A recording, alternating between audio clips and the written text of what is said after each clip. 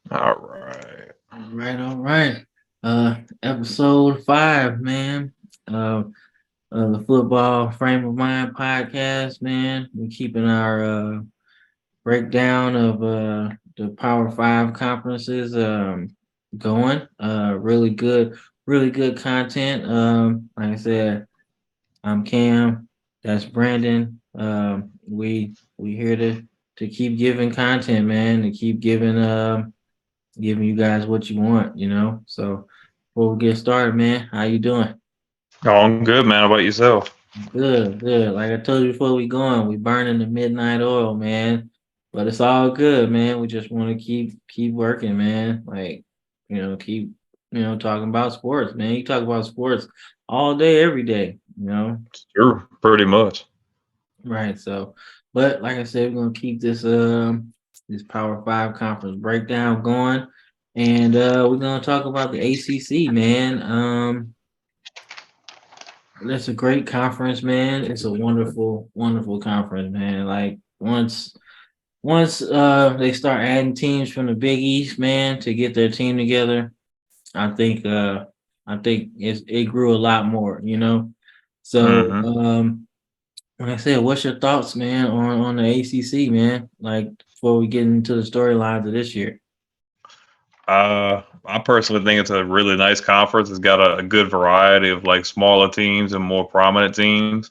Hmm. But at the same time, we're kind of in a state of dysphoria with the ACC because with a lot of the conference realignment talk and teams moving around, a lot of teams are starting to express being dissatisfied and maybe wanting to leave.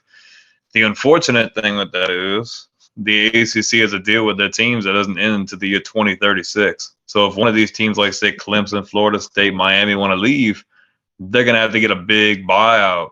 The university is going to come out a lot of money to be able to leave and be able to join the SEC or anything like that. And kind of going to what you were saying the other day, a lot of these teams are leaving for competition.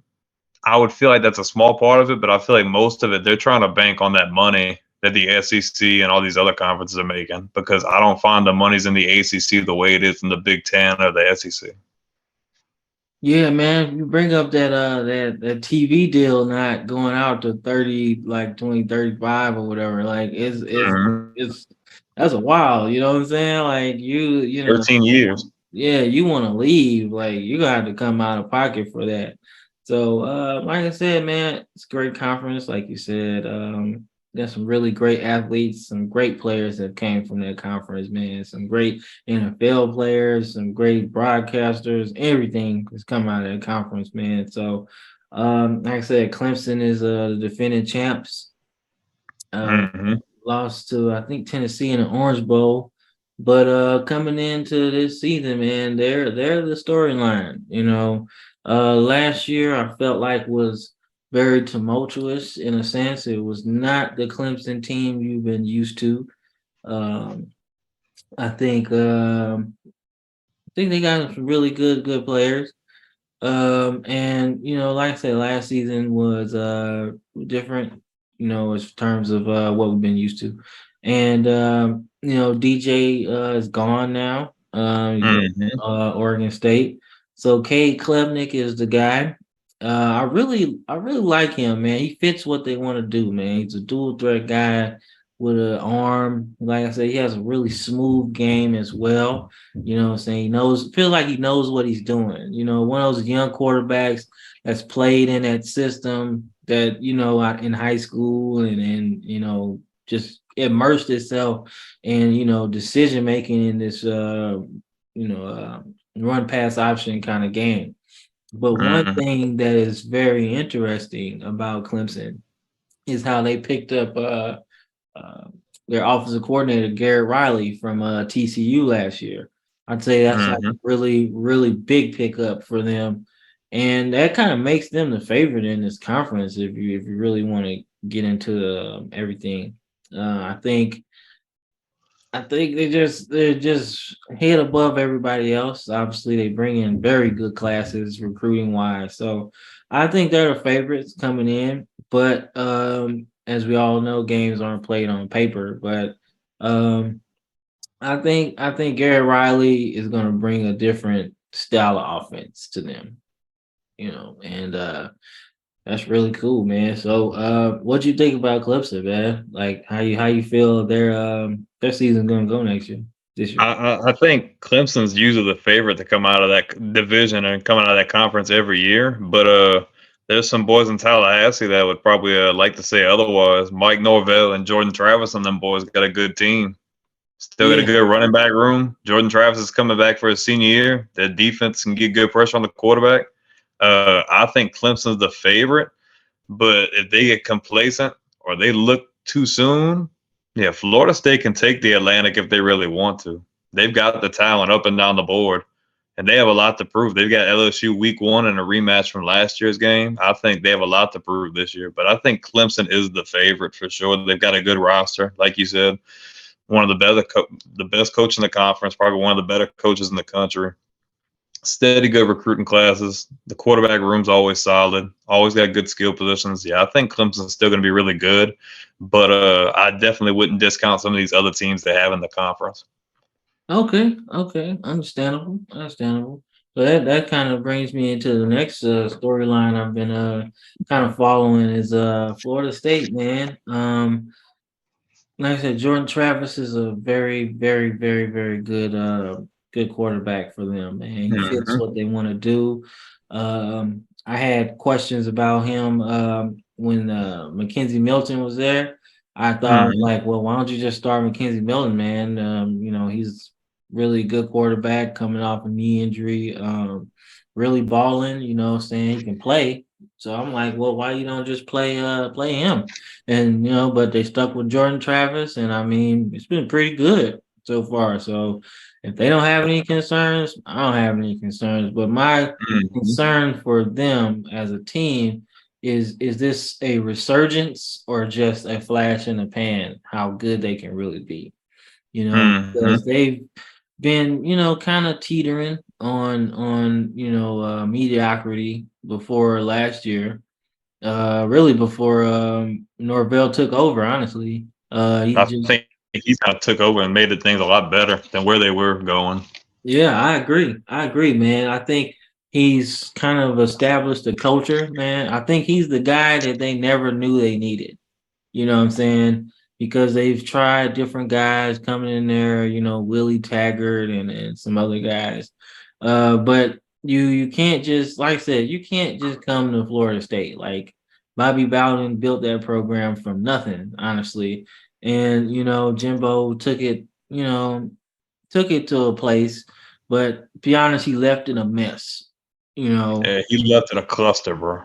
After they yeah, won that title, everything just went to madness. yeah. So although he won a championship, and like I said, that's great, but he left it a mess when he left and went to Texas A&M. So Hmm. it's good to see Mike Norvell, kind of rebuilding it, but to take that next step, you have to beat Clemson.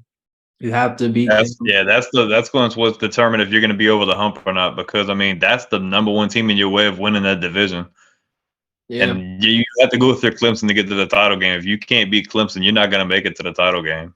yeah. So I think they really need to get past them to really kind of do it. But you know what? I wouldn't even like call it the season a wash if they lost to Clemson again. No, I But wouldn't say.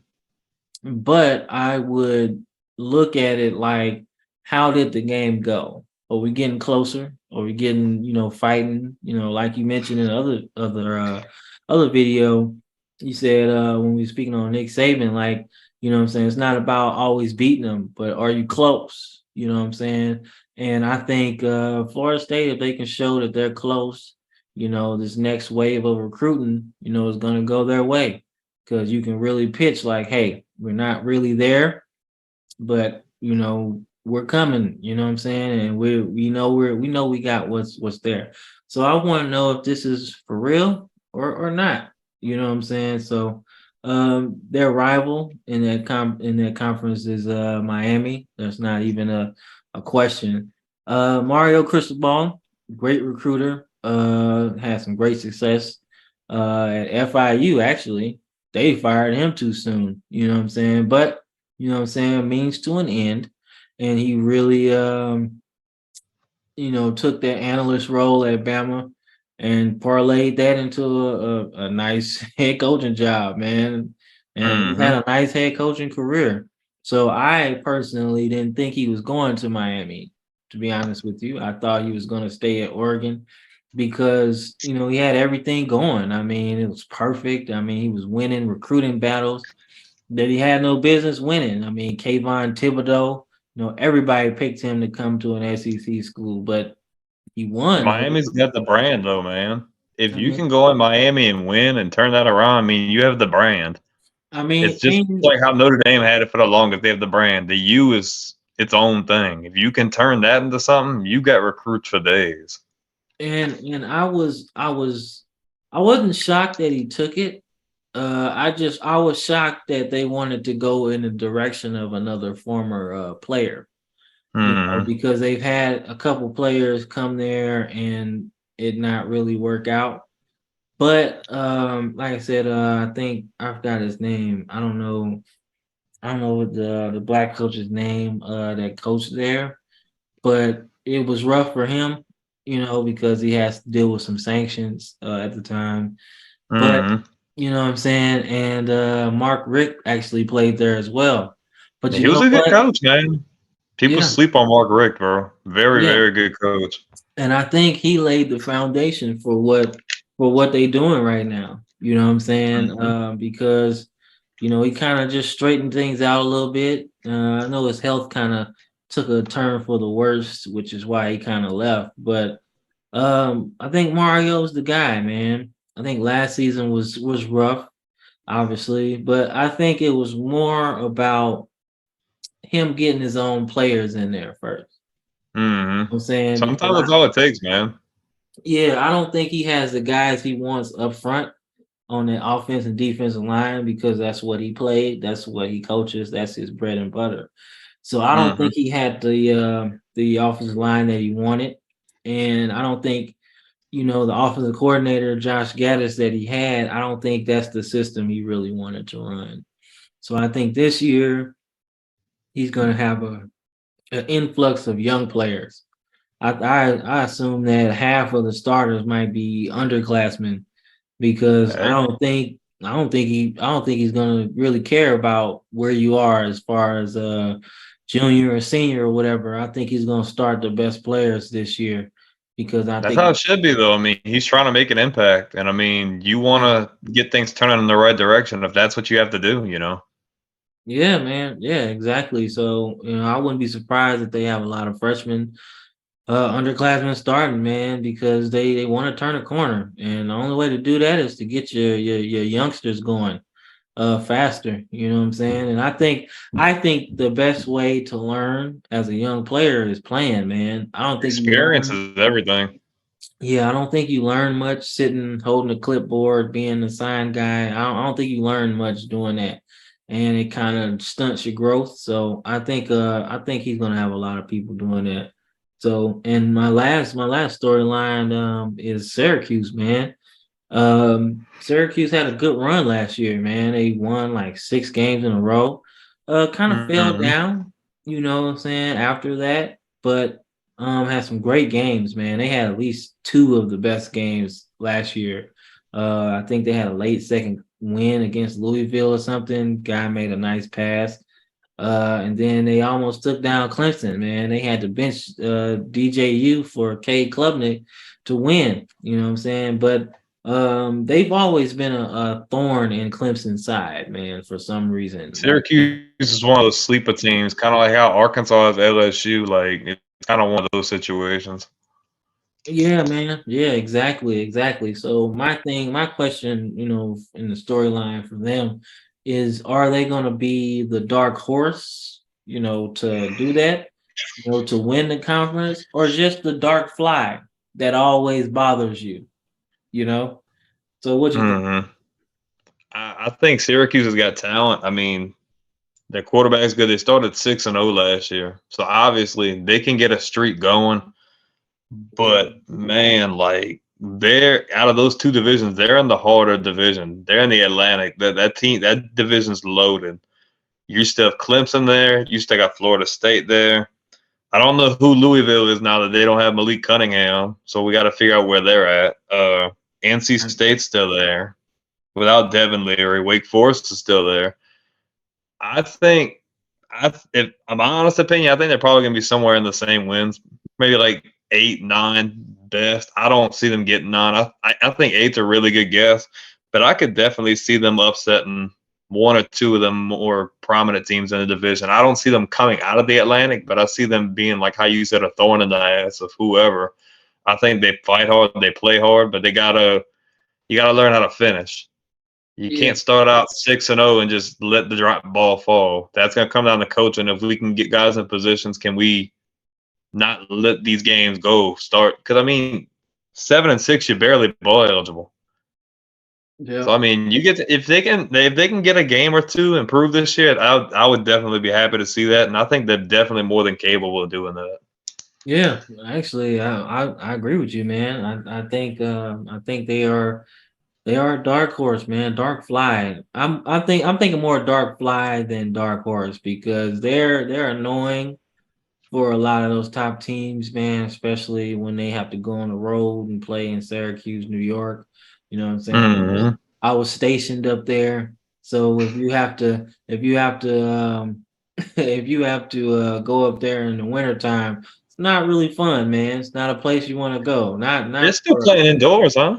I mean, they still play indoors, but you gotta go But that in outside the at some environment, point. though. Yeah, you gotta go outside Yeah, to get in the stadium. You know what I'm saying? Nobody yeah, wants to do that. You know what I'm saying? So, yeah. they You're got right. some things. They got some things in Syracuse that are working.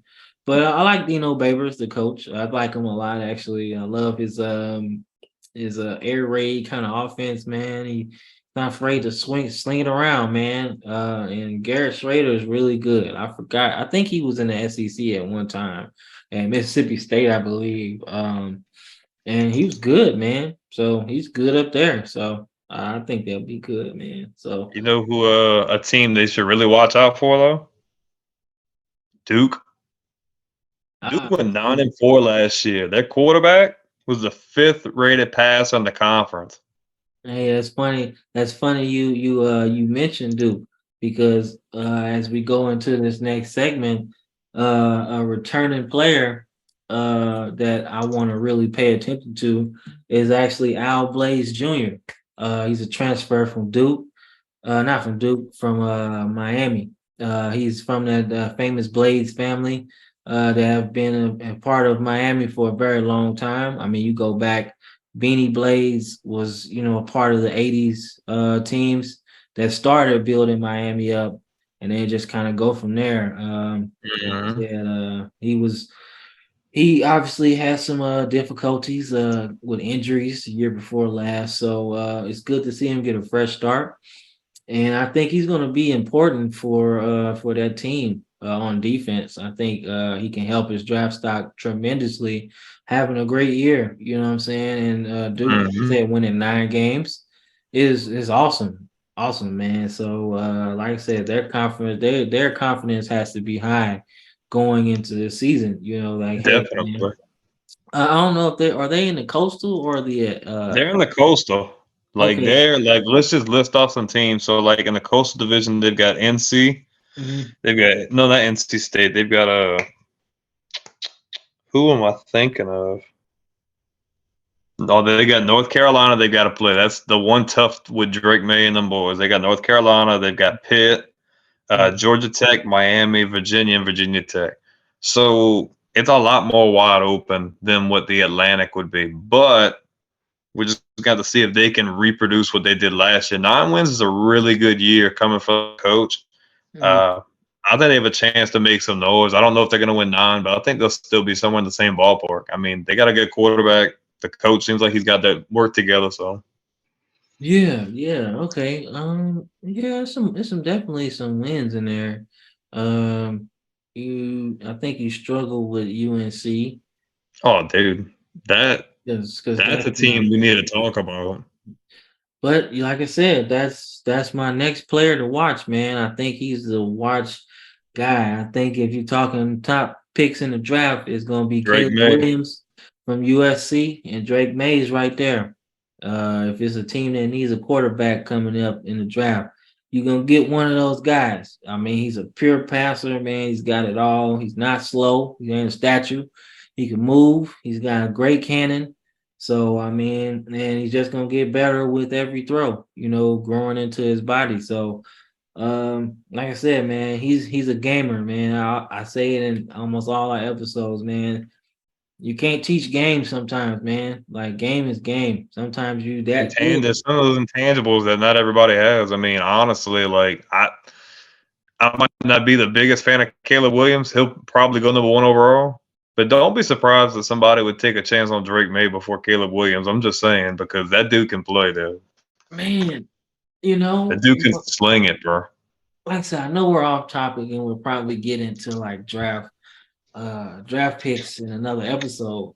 But just for the sake of conversation, like Caleb Williams just like I don't know how big his hands are, but I would really like to see that measurement because he throws the ball with like effortless kind of like when you're watching it, it looks effortless and he just lets it go. You know what I'm saying? Like he doesn't have to really be set at times, but he can sling it and he can sling it hard. He can sling it everywhere. You know what I'm saying? So I would love to see, what I'm saying, that battle, if it came down to it, because I would like to see that because I think he's a hell of a player. I think he's got some character issues that we're not probably going to get into, but I think the talent is there, just like Drake May. I think either one of them can go top 1, top 2, top 3 easy.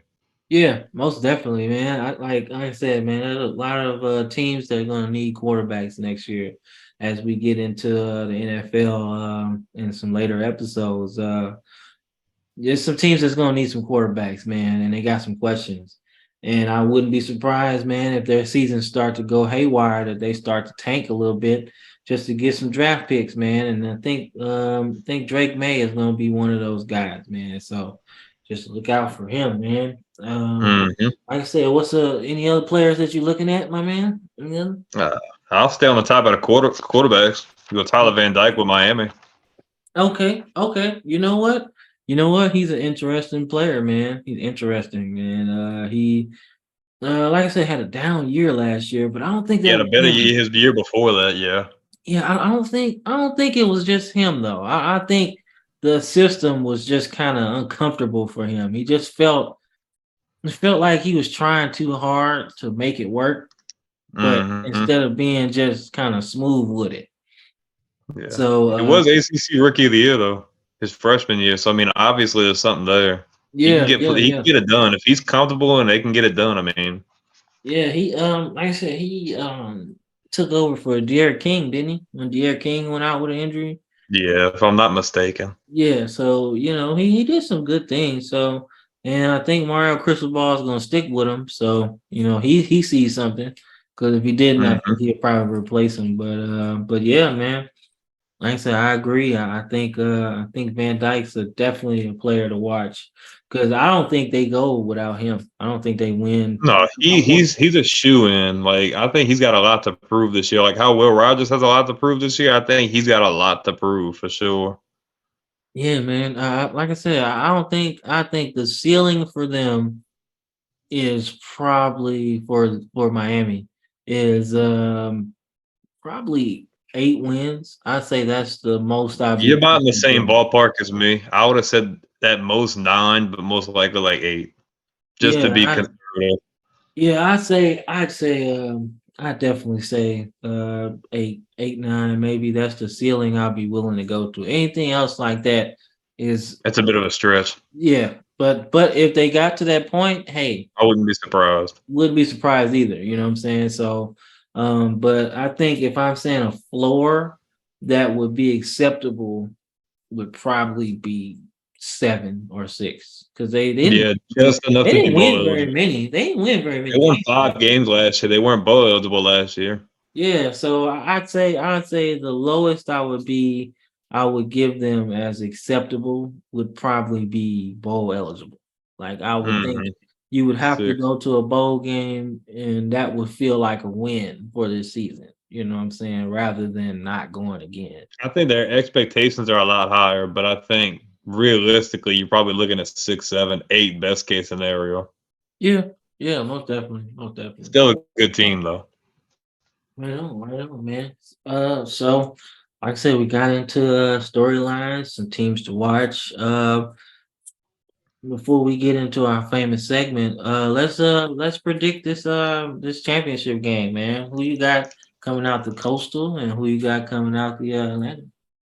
Well, I think I've been kind of rolling dice and kind of going with probably unpopular picks, but I'm gonna take Florida State out of the Atlantic Oh wow, okay, over Clemson. I okay, think for the first time in God knows how long, I think Florida State's gonna be in the ACC title game, and I okay, think they're gonna play. I think North Carolina's gonna come out the Coastal, okay. and I'm Wait, gonna take follow North up. Carolina to Hold win the on. ACC.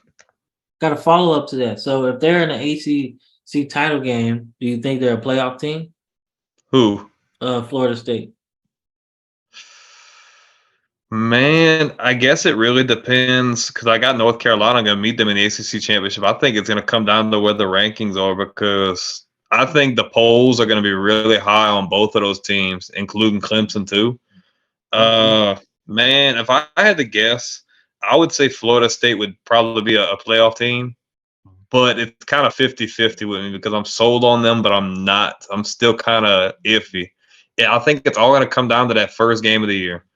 If they can play like they did last year against LSU, even if they lose, that's a win. But if they come out and Brian Kelly and them boys put that whooping on them, I don't know how they're gonna shake back from that. Even if it's not a conference game, I think that could really not gonna say make or break their season, but it could play a part in how they play the rest of the year for sure. Okay, understandable. I understand that for real. Okay, Florida State. All right, I like that. But I got North Carolina winning the conference though. Oh, okay. All right. So you got Florida State getting there, but UNC winning. Okay, I can agree with that because I can see Drake May, being the gamer he is, man. If they're close to the playoffs, man, he's gonna be balling. He's gonna have Oh yeah, he's probably gonna be top five Heisman guy. If he's they're already projected to be in that anyway. So Yeah, so if they get there, it's probably single handedly he's a part of that. So he's gonna be balling. So that's gonna be a big game, man. I'm thinking that might be remember the Big Ten championship a couple years ago, when Iowa and Michigan State played in that. It was old school. They was hitting, yeah, and it it was like one of wasn't. those games. Like, why are we watching? Like, what's Yeah, going on? but it was good because they was hitting, they was playing Hmm. defense, it was nasty, it was But ugly. that's one of those games that nobody would have expected those teams to be in it. And I think those are some of the best games because we go in with these expectations. Because most of the time, most people are probably they're gonna pick Clemson coming out of that. Most people are probably gonna put Clemson in North Carolina, if I had to guess, most likely. But I mean, it would be nice to see a change up, even if I'm wrong and if we're both wrong, and I don't care. I'm just all about good football games, but I do agree with you that would be a good example though. Okay, yeah, I think it'll be like that, especially if it's two teams that haven't been there in a while. I think so. But my pick for the championship game is I'm gonna keep it status quo, man. I think Clemson gets back to normal because, like I said, the addition of Garrett Riley as offensive coordinator just kind of put a battery pack on them, man. And I don't know if it's gonna be pretty for a lot of teams, man. Like you're gonna have to beat Clemson, like really beat them because the And I can way agree with you on that. I could definitely see your point on that. And me picking Florida State ain't by much because Clemson's obviously man, proven over a man, long period of time. because So if Garrett Riley can turn Max Duggan into a Heisman finalist, and he what can he really do with wasn't, Michigan? a top touted recruit, I just feel like with Cade Klubnik, I He's just going to do think the same thing. it's gonna be awesome, man. He's gonna have those guys running.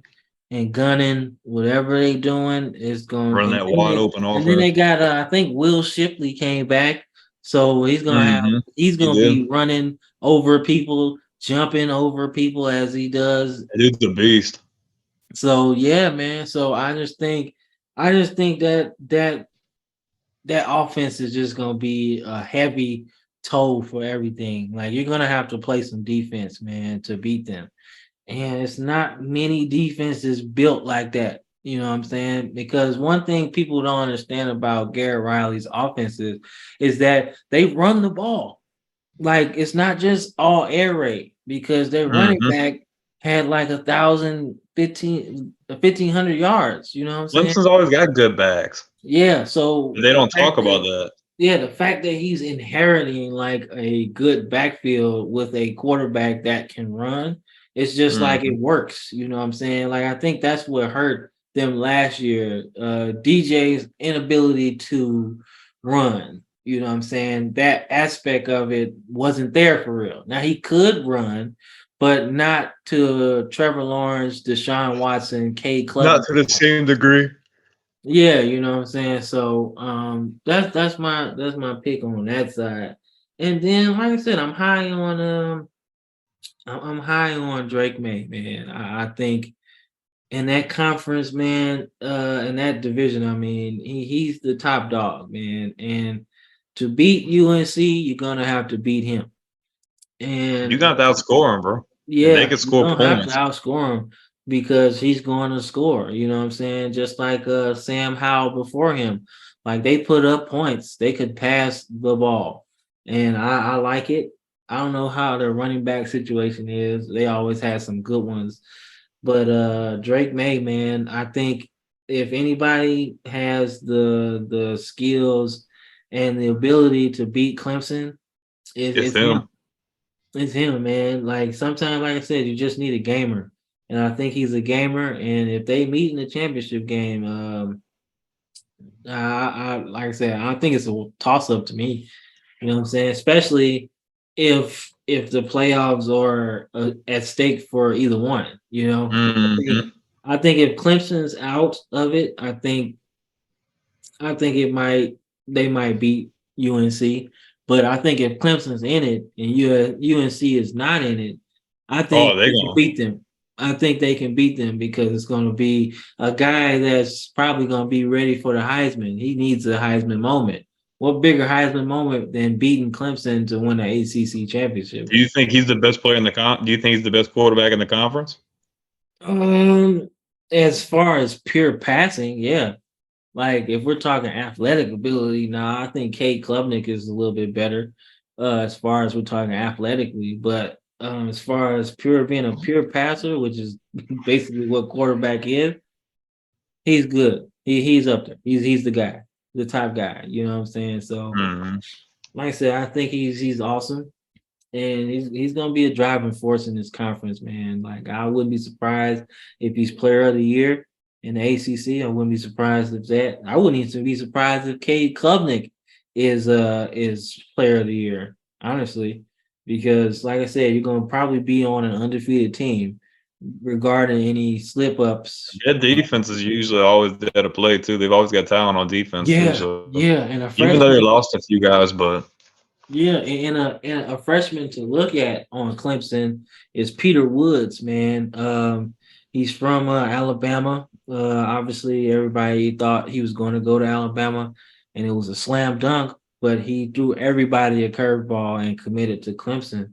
So he's going to get some playing time early. He's going to be playing, from what I'm seeing and what I'm reading, he's going to be playing Brian Brzez's position. So we're thinking defensive tackle, defensive end, kind of hmm interchangeable. So he's gonna be playing that. So he's gonna be playing early, and that's one thing about Clemson. They play young players early, regardless of if you're upperclassman or not. You're gonna play some football. So I like that about Dabo Sweeney. He's not afraid to play those young guys. I would agree. So yeah, man, that's my thing, man. Um, so like I said, I didn't even pick the winner of the game. Like I said, if I had to pick my winner right now, I go with Clemson. I think Clemson will win that game in that matchup. If I had Do to you pick think they're a one, playoff team? I think Clemson's a playoff team. I don't know if I see it, man. Even if everything falls the way you see it, I don't know, man. I could see how they could be, but mm, I don't know, man. It's gonna be crazy this year. I would say, yeah, they're a playoff team just off default because you're gonna have four teams in there, and if they're undefeated and ACC champion, you're gonna be in the Then same yeah, boat, right? But I think as far as the team, I think they're gonna be more like Florida State in that first playoff that year. Like they're good, hmm but not better than the other three. Like so, you're gonna be it's kind of maybe like how Notre Dame when they would make it to the playoff, how they would be like they'd be in the playoff, but they're not up to par with some of the other teams that are there. yeah, you're in there, but you're not better than the other three. And I think hmm I think that's gonna be the thing. Like I said, I don't know how good they are up front. I think that's gonna be another good tell if they're good or not. How they play on in the trenches. Because if they play good in the trenches, then they'll be all right. They might be a good playoff team. But if they just kind of just beating everybody because they're better athlete than everybody else, then I don't think they're gonna beat anybody like Georgia or Alabama or Ohio State, who are my teams in the playoff right now. I think those are the three, other teams other than Clemson. Because I think the Pac-12 is out. Unless Caleb Williams goes off I again. don't see I anybody from don't that. think Well, I think it's going off. but there's one other team that could be lurking if they don't lose any games. One more team that could find their way in there is Oregon. Yeah, I yeah, mean, I but wouldn't count them out with Bo Nix. I think they could surprise a lot of people, but here's unless the they come out flat like last year again. But yeah, yeah, I understand. I understand them, and I would pick them as a dark horse too. But it's one team not that's a shoe in lurking. though. It's one team that's lurking all the time, and nobody really talks about them at all. You can count on them losing two games every year, and that's Utah. Yeah, I mean, dude, Utah's got the freaking talent too, dude. They got a really good QB. Yeah, I just so the so Pac-12, man, and we'll get you into the Pac-12 whenever, but man, that's some dysfunction, bro, between TV it's deals and teams wanting to leave, and yeah. it's pretty crazy. So yeah, but like I said, we got off topic, but it's college football, man. It's so many storylines, so many different ways of looking at things, man. And Sure. it's easy. Like I said, you could talk all day about college football, man. But like I said, we're gonna get into this favorite segment, our best segment that we love, and it's very very fun to do. And our top five segments that we try to end every show with. In our top five segment today is the top five defensive backs in ACC history. Uh, Definitely a tough list. I mean, so many guys, and then there's so many guys that are on Miami's team that didn't get a chance to play a lot of games in the They were ACC like right before, right before. So they either literally. got 1 year in the ACC or none. But hey, they're a part of the ACC now. So, a lot of guys you can still count, man. But like I said, we're gonna keep it fair. We're gonna keep it like guys that legitimately played in the SEC, ACC. I mean, so like I said, I love when you start, bro, because you always have some surprises. I like keeping things interesting. So Absolutely. number five, I got Brandon Flowers from Virginia Tech.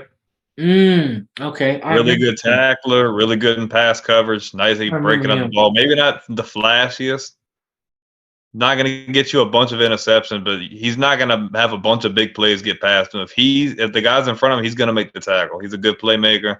I got him at number five. Okay. Number four, I got Anthony Poindexter from Virginia Mm, Tech as well. okay. Dude Okay. had So you got a 98 couple tackles Hokies for on Stanford. there. Yeah, a couple Hokies on there. Okay. Okay. Mm-hmm. He's a three-time first-team All-ACC as well. So I mean, you can't go wrong with that. Yeah. Number three, I've got Entre Although Okay. he does only have 1 year, I mean, his 1 year was really good as well. And if we're just going to throw out anything, I mean, before they were even in the ACC part of the Big East, he did start as a true freshman for that national championship team, too. So, I mean, you really can't discount that. I mean, the talent was there. He was all Big East as a sophomore, and I mean, All American the ACC is last year. So, I mean, I think he was really good, to be Yeah, honest. good pro too. Yeah, he was good in the pros. I want to say for Arizona. Yep, and New York too when he left Yep. there. Yep. I think he won. Didn't he win a Super Bowl with the Giants at one point? It might Didn't have they been win that 20, last might one? be 2011. 2011, Yeah. yeah. When they beat the Patriots, yeah. Yeah. The Over there. second time. Yeah. Unfortunately, yeah. We don't like to talk about that. Shoot, I wouldn't like to talk about the first one, honestly, because that one seemed like it Yeah, hurt. that's That kind of seemed one like we. If we gotta sweep one under the rug, that's gonna be one we sweep under. yeah, I would sweep that first one under the rug, bro, because you can't be undefeated and drop the Super Bowl, bro. Oh man, bro, Uh, and it's in my and hey, nightmares, bro. hey, I know it sucks, but I still can't believe they lost that game with Randy Moss on the team, bro. Like, Randy really? Moss and Wes Welker. Dude, I don't even care about Wes Welker. I just know you got Randy Moss, and he's still in his prime. Like, nobody beats Randy Moss. Don't you got Tom Brady? He led the league in freaking receiving touchdowns Like, that I year. was He like, broke the bruh, freaking ain't no record. way. I was like, ain't no way they losing this game to the Giants, dog. No way. The defenses would cost them that game, unfortunately. But Yeah, yeah. But like I we're said, gonna definitely get in that's the a NFL that's sometime. a that's a subject for another day. We'll deep dive in that one. Number two, I got Alfonso Smith from Wake Forest. Okay. But I don't know if your number one's gonna be the same. I got Dre Bly. I think Dre Bly was a really good player. Dude had 11 picks in a season, late '90s. You can't go wrong. He had 20 interceptions for a career. He was a pretty good pro too with Detroit and a couple other teams. But I've got him as my number one. Okay. All right. Cool, man. Great list, man. Great list. Like I said, I didn't know that we couldn't combine like I combined some safeties in here too. But like I said, Antrell Rose dual threat defensive back. He played safety and corner. So, Hmm.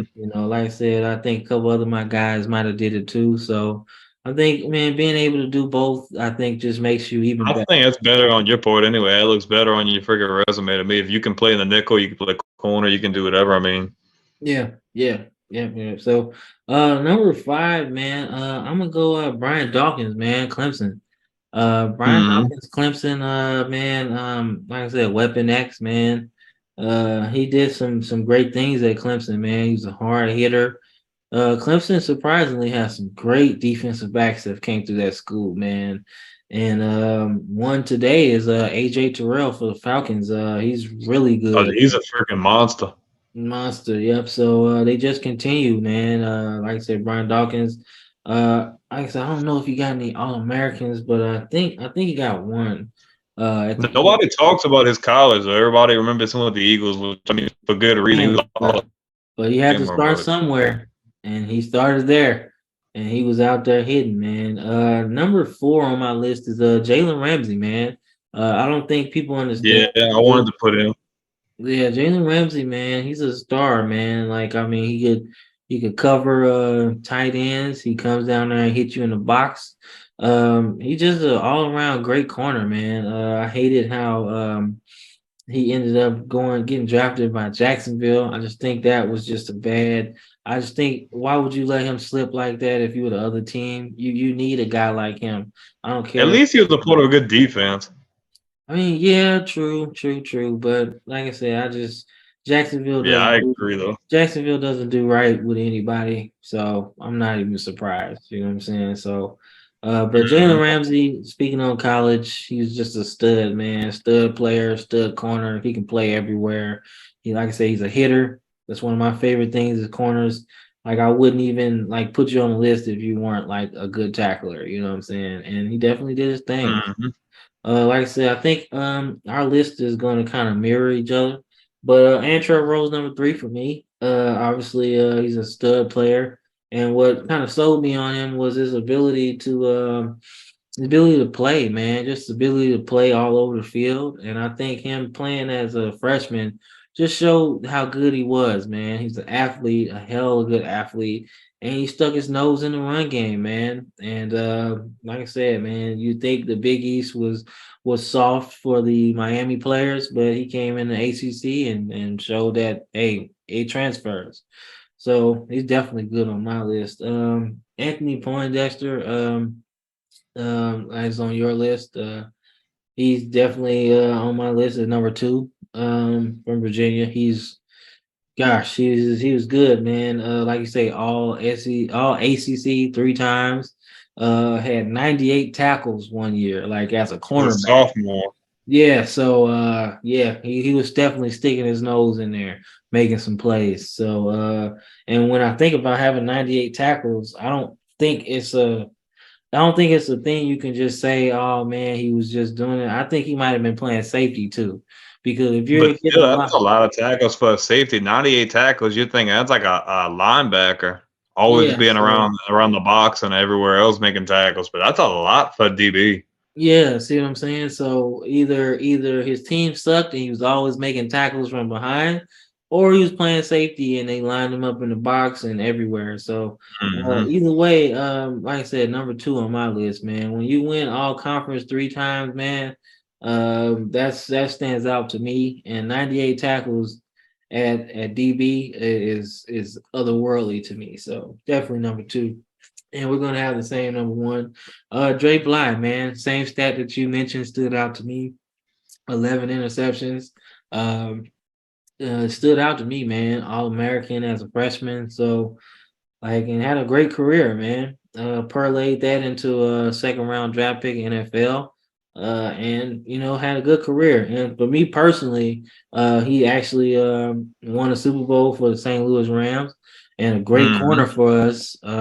We got a couple good players from North Carolina, him and Torrey Holt. So definitely. Greatest So show on turf.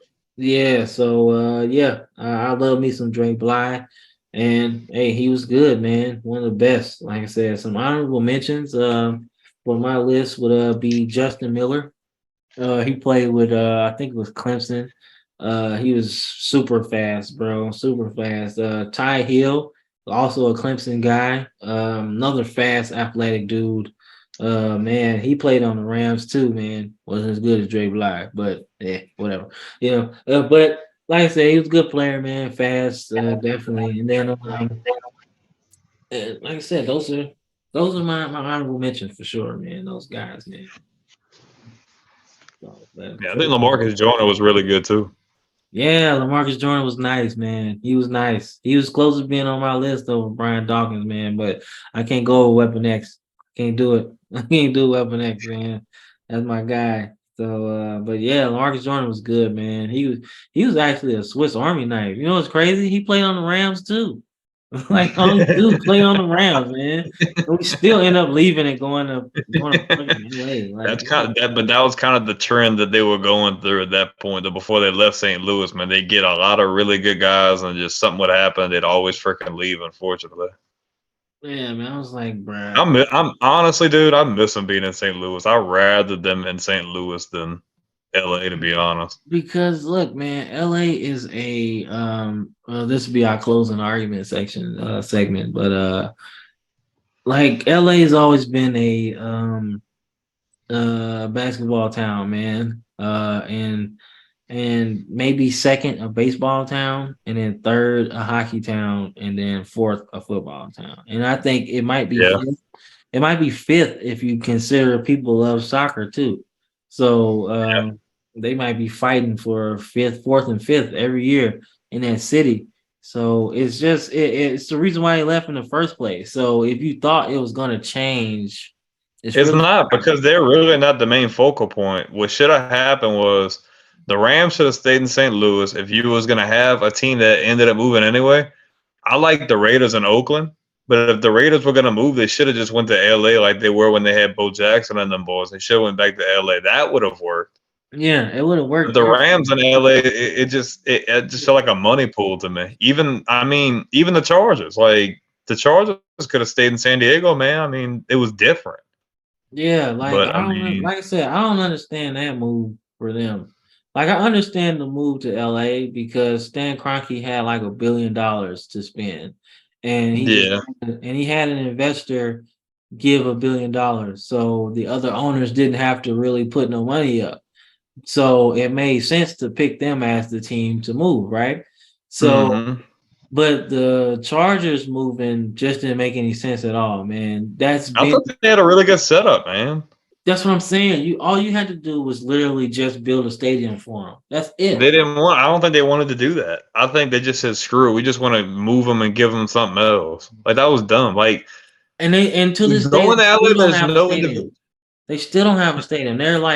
They're renting the Ram Stadium. Yeah, they're pretty much doing like how the Giants and the Jets with the Meadowlands, correct? They're doing pretty much like the Yep, same. yep, yep. Two tenants. Yeah. See, there's no individuality, man. Like teams should have their own space. Like I thought the Chargers, like San Diego's a really good spot for them. Like I think Man. LA should have only had one team. Like California's already got a buttload of teams. Why can't they all just be in different spots? Yep. You know, San Francisco, cool. They got the 49ers. LA, I mean, now they got freaking two teams. I mean, like, I don't And know. to be honest with you, everybody's moving out. You know what I'm saying? If you're looking at all the different sports, right? The Warriors left Oakland. They're in San Francisco now. The 49ers aren't in San Francisco. They're in Santa Clara now. Yeah, they're not The Candlestick no more. Yeah, LA is actually not in LA, it's in Inglewood. You know what I'm saying? it's So weird. you know what I'm saying? So you're not even in the thing. The Los Angeles Angels in baseball are Aren't actually even. even they're not even in LA. They're in Anaheim. So like how does that even work? You know what I'm saying? You know I what I'm think saying? it's all Like just about the names. That don't make sense right, to me. like you're not even in the city that you're in. So how are you going to even attract fan Why you bases advertising to that? there? Like you'll never be big as the Dodgers in baseball. Like the Rams will never be as good as the Lakers in basketball. Like nobody, you know what I'm saying? So then you got the LA Clippers. Like what is that? You know what I'm saying? Like Yeah, they've never really been like even if you include Lob City, right? I know we're off it's topic, never you. I but mean, you gotta look at the team brand. Yeah, right, right. You know what I'm saying? Like you could never be able to compete with the Lakers. Like even if you win one championship, you have 16 more to go. It doesn't matter. You know what I'm saying? So, like I said, yeah. man. That's one thing about the NFL that I definitely don't care for. Is a lot of that moving around, and I mean, obviously, we're going to be taking a break from college football. We're going to get into some NFL content, breaking down divisions, conferences, stuff like that. So you guys won't have to get bored with, oh, here we go, another conference. Oh, here we go, another conference. No, we're going to break things up and keep things interesting for you guys. But yeah, Yeah, that's most definitely. definitely something that I didn't understand. Yeah, most definitely, man. We're gonna keep everything fresh and new, man. Like I said, we just want to get into this preseason, man. This is what we're in college football. Just kind of see things that we want to, look forward to in college football, and then we'll break down some NFL stuff, man. NFL, like I said, it's football frame of mind, man. That's what we talk about. That's what we're doing. I know we get off topic sometimes, but there are parallels in sports. You can kind of draw parallels to any sport and connect it with another one because Without getting completely off topic, yeah. yeah, sports is everything, man. It's universal. You can put it everywhere. So yeah, man. But like I said, this is episode 5, man. It's a great episode, man. We had some good fun. Like I Hmm. said, man, everybody knows if you've been watching the show so far, we're SEC guys. But giving some love to these other conferences is really fun because you start to kind of learn, kind of their pageantry a little bit and the things that they do. You know what I'm saying? The Clemson running down the hill, and like I said, Miami doing their thing. You know what I'm saying? So you get to follow this the journey, man, and just how things work. You know what I'm saying? But like I Hmm. said, episode 5, really fun. Anything you got to say before we go, bro? Man, we would just really appreciate if you guys would like the video, comment, subscribe, and just check the videos out. Let us know what you like. Let us know what you don't like. If there's something you want us to talk about, just let us know, and we'll make sure we get it put in there for you guys. But we're having a really good time. We're gonna keep putting out content for you guys. Just join us for the ride. All right, definitely, definitely couldn't say it better myself, bro. But like I said, I'm Cam. This is Brandon. We signing off. Signing off. All right. Later, y'all. Yes, sir.